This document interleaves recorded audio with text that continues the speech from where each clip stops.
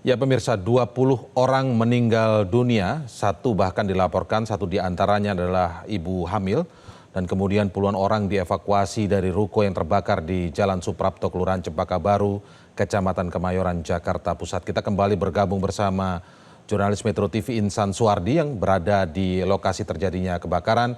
Insan, saat ini Anda bersama dengan saksi mata atau mungkin juga korban selamat ya yang berhasil keluar dari lokasi terjadinya kebakaran. Mungkin bisa Anda laporkan seperti apa penuturan dari saksi tersebut.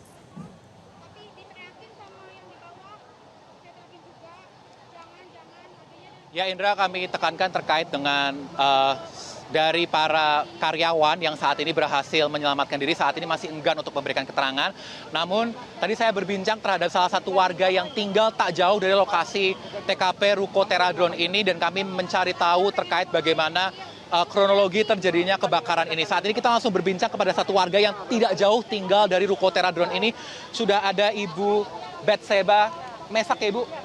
Ibu boleh disampaikan, tadi kan Ibu tinggal di sini ya Bu. Ibu tinggal dari mana Bu, dari ruko ini Bu?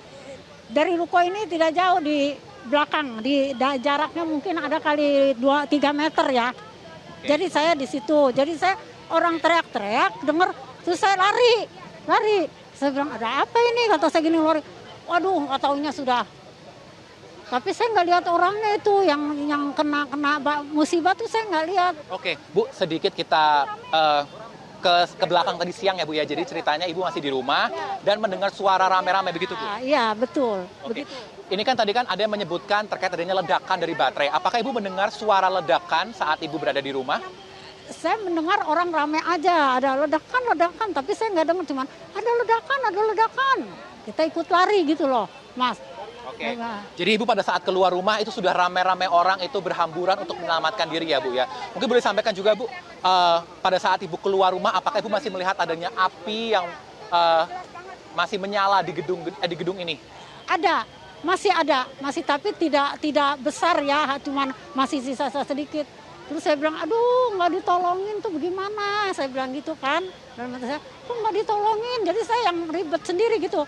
Yang kasihan. Oke. Baik, apakah Ibu ada tetangga atau kerabat atau mungkin saudara Ibu yang juga bekerja dan masih menjadi korban hilang atau mungkin meninggal dunia Bu dalam sini? Teman ada, tapi saudara nggak ada. Oke, gitu. Teman Ibu apakah selamat atau bagaimana Bu kondisi saat itu? Tidak, sampai sekarang tidak ada kabarnya. Boleh dikasih tahu nama teman Ibu yang bekerja di sini, namanya siapa Ibu? Siapa sih ya? Nur Hayati apa siapa begitu? Saya panggilnya cuma Dek gitu aja namanya. Oke. Ibu tahu bahwa teman Ibu ini bekerja di Ruko Teradron ini ya Bu ya. Boleh Ibu sampaikan sejauh ini yang Ibu tahu terkait dengan Ruko Teradron ini Bu, memberikan layanan apa Bu atau menjual produk apa Bu? Produk baterai. Baterai ya Ibu ya? Iya udah itu aja, baterai aja.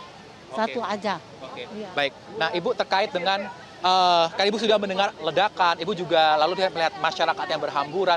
Tapi Ibu juga sampaikan ada satu teman Ibu ya yang sampai saat ini masih belum ada kabar. Nah, boleh sampaikan juga kalau Ibu tuh sebenarnya melihat Ibu tuh sudah tinggal di tempat ini sudah berapa lama Bu? Saya di belakang ya, sudah udah lama. Saya udah ada sekitar 3 tahun. Dan ini kali pertama baru terjadinya kebakaran? Baru ini terjadi. Saya nggak tahu ini. Makanya saya kesini langsung, saya lihat, wah, waduh ini dari apa ya? Nah, katanya ini memang saya tahu pabrik baterai, pengusaha baterai. Tapi saya belum tahu orangnya yang mana, bosnya yang mana. Oke. Gitu. Baik, terima kasih Ibu Betseba Mesak sudah memberikan informasi kepada kami. Nah, Indra tadi disampaikan dari salah satu warga yang tinggal di sekitar lokasi TKP dan ia juga melihat langsung bagaimana dari kobaran api yang masih ada dari lokasi TKP ini, di mana tadi dia juga langsung mendengar di mana masyarakat langsung ramai-ramai berupaya menyelamatkan diri untuk mencari tempat perlindungan setelah terjadinya kebakaran. Nah, Indra, kita akan coba tanya kepada salah satu warga lain yang kami dengar juga. Ia merupakan salah satu masyarakat yang juga melihat terjadinya kebakaran ini. Boleh bergabung dengan kami dengan Mbak siapa, Mbak? Wulan. Oke.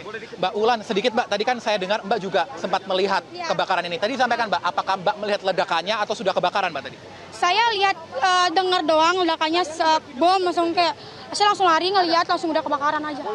Posisi Mbak pada saat terjadi ledakan atau kebakaran, posisi Mbak Wulan di mana Mbak? Di rumah saya, itu juga saya dengar dari tetangga, saya panik, nggak jadi buang air kecil.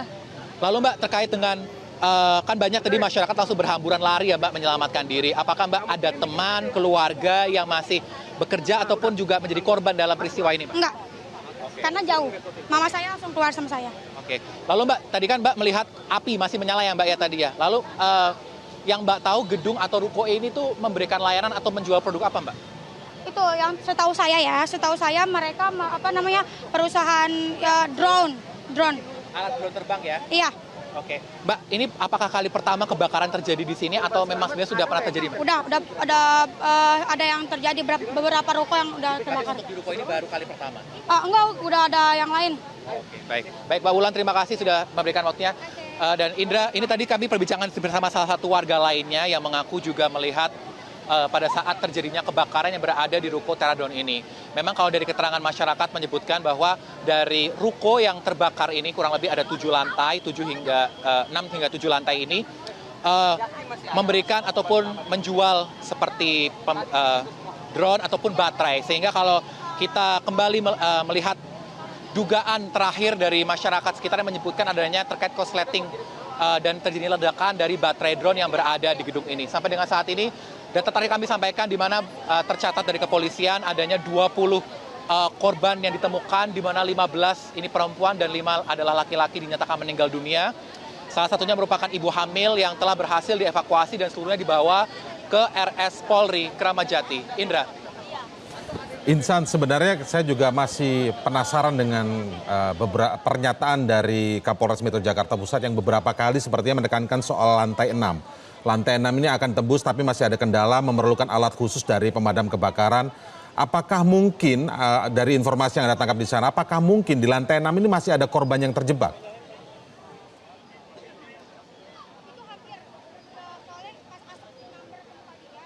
Ya Indra, kalau kita tadi sempat upaya konfirmasi kepada Kapolres Jakarta Pusat Kombes Pol Susatyo yang menyebutkan salah satunya lantai 6 ini menjadi salah satu lantai yang cukup challenging atau cukup sulit untuk melakukan proses evakuasi mengingat tebalnya asap yang masih berada di dalam sana.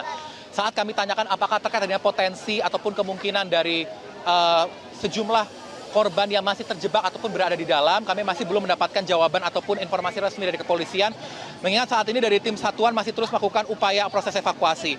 Namun dari papan data yang kami lihat, di mana kita terakhir dari pukul 16 waktu Indonesia Barat tercatat 20 korban ini ditemukan dan telah berhasil dievakuasi. Seluruhnya meninggal dunia, di mana kami sampaikan rinciannya untuk lantai 2 telah clear berhasil dievakuasi. Dan untuk di lantai 3 ini tercatat ada sekitar 10 korban berhasil ditemukan ataupun dievakuasi. Lantai 4 ini juga dianggap clear ataupun bersih. Lantai 5 ini ditemukan kurang lebih ada 10 korban. Atau kami lihat ini catatannya ada sekitar 11, sehingga kami masih melakukan pencocokan ulang terkait dengan jumlah resmi dari seluruh korban yang berhasil dievakuasi oleh tim kepolisian, baik dari kepolisian maupun dari petugas pemadam kebakaran saat ini. Nah saat ini kami juga akan mencoba untuk bertanya kepada salah satu saksi. Permisi Mbak, sedikit Mbak. Tadi Mbak apakah sempat melihat kebakaran yang saat terjadi di sini Mbak?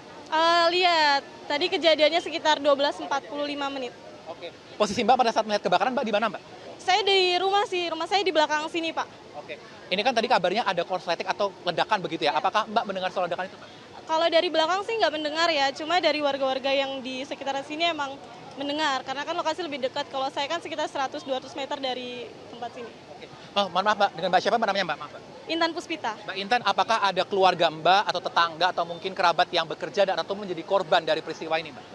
Nggak ada sih Kak, iya. Lalu pada saat Mbak melihat langsung atau keluar, bagaimana Mbak kondisi saat itu waktu Mbak lihat? Apakah api masih sangat besar menyala atau sudah cenderung padam atau bagaimana Mbak? Masih besar, bahkan dari belakang aja, dari yang pemukiman itu kelihatan asapnya tuh tebal banget sih Kak. Oke, baik. Terima kasih Mbak Intan sudah bergabung dengan Metro TV. Ya tadi Indra tambahan dari salah satu warga yang menjadi saksi peristiwa kebakaran yang ada di ruko Teradon ini. Dan kalau kita lihat memang dari pernyataannya dari ketiga masyarakat yang kami wawancara, semuanya sama mengatakan di mana ruko ini memberikan layanan ataupun menjual produk baterai untuk drone dan masih terus dilakukan pendalaman terkait dengan penyebab pasti terjadinya kebakaran yang akan nantinya disampaikan oleh tim kepolisian. Kami kembalikan kepada Anda, Indra. Baik, terima kasih Insan Suwardi. Nanti kami akan update kembali kondisi terbaru di sana. Kita sekarang beralih kepada... Jelajahi cara baru mendapatkan informasi. Download Metro TV Extend sekarang.